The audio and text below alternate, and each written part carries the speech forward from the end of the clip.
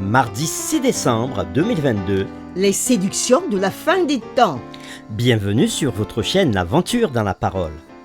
Que vous soyez à la maison, au bureau ou dans votre voiture, ou quel que soit l'endroit où vous vous trouvez maintenant, nous vous saluons et surtout nous vous souhaitons courage, confiance dans la parole de Dieu. Et nous vous invitons à participer avec nous en cliquant sur le pouce pour marquer votre appréciation.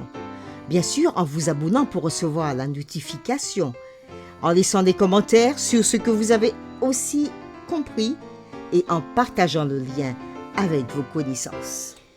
Le texte à mémoriser de cette semaine que nous vous invitons à dire avec nous se trouve dans 2 Corinthiens chapitre 11, les versets 14 et 15. Et cela n'est pas étonnant, puisque Satan lui-même se déguise en ange de lumière. Il n'est donc pas étrange que ses ministres aussi se déguisent en ministres de justice. Leur fin sera selon leurs œuvres. Nous vous invitons à le redire avec nous. 2 Corinthiens chapitre 11, les versets 14 et 15. Et cela n'est pas étonnant, puisque Satan lui-même se déguise en ange de lumière. Il n'est donc pas étrange que ses disciples aussi se déguisent en ministres de justice. Leur fin sera selon leurs œuvres. Y a-t-il des sujets dangereux dont nous devrions être conscients sans pour autant nous exposer à leurs influences? Quelle est la vision populaire sur le mysticisme, Les expériences de mort imminente, la réincarnation, la nécromancie le culte des ancêtres? et d'autres. Qu'enseigne la Bible sur ces sujets?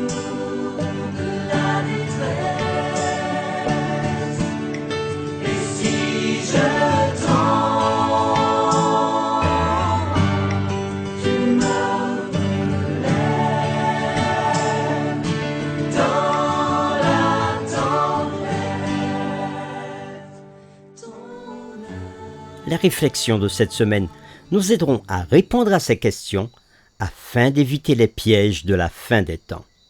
Et nous continuerons à y répondre avec la séquence La réincarnation.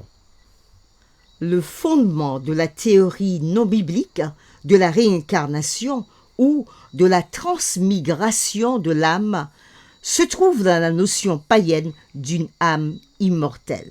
Cette théorie a été adoptée par certaines grandes religions du monde.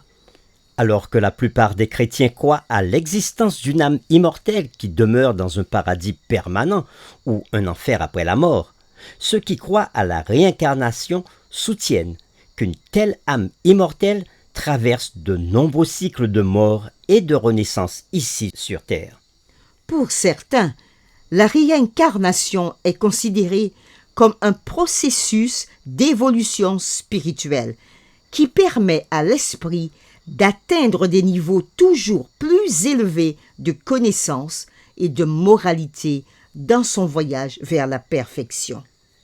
Par exemple, les hindous croient que l'âme éternelle passe par une progression de conscience appelée samsara, dans laquelle il y a 6 classes de vie.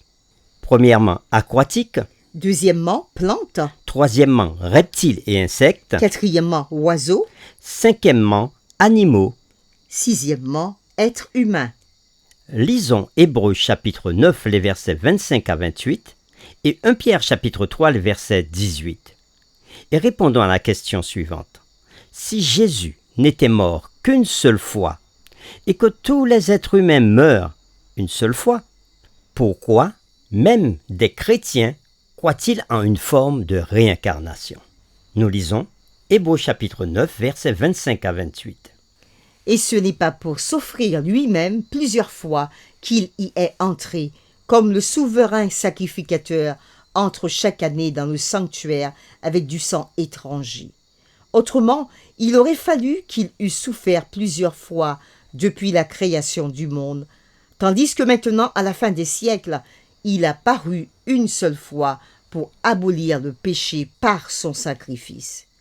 Et comme il est réservé aux humains de mourir une seule fois, après quoi vient le jugement, de même, Christ, qui s'est offert une seule fois pour porter les péchés de plusieurs, apparaîtra sans péché une seconde fois à ceux qui l'attendent pour leur salut.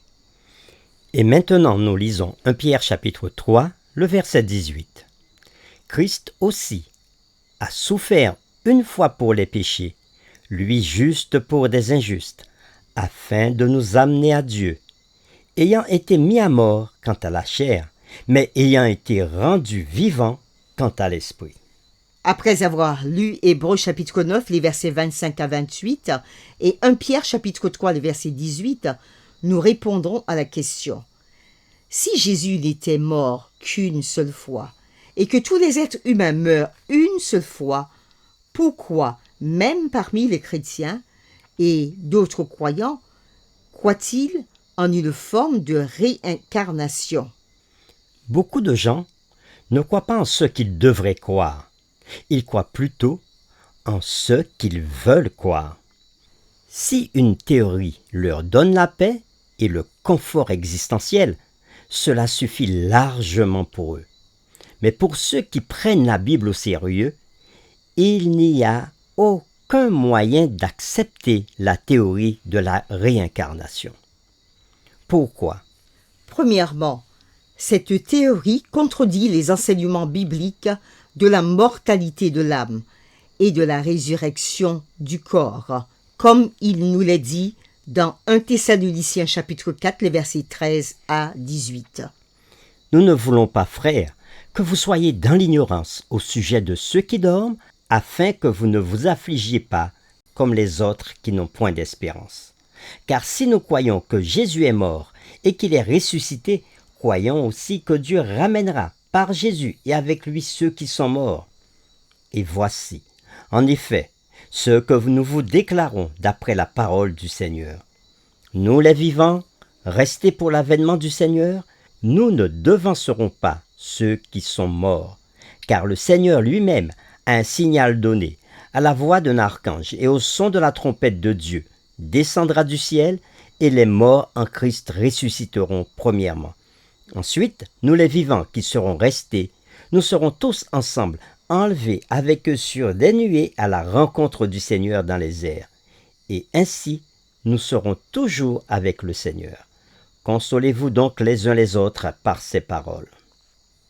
Deuxièmement, la théorie de la réincarnation nie la doctrine du salut par la grâce par la foi dans l'œuvre rédemptrice de Jésus-Christ, qui est dit dans Éphésiens chapitre 2, le verset 8 à 10, et la remplace par des œuvres humaines.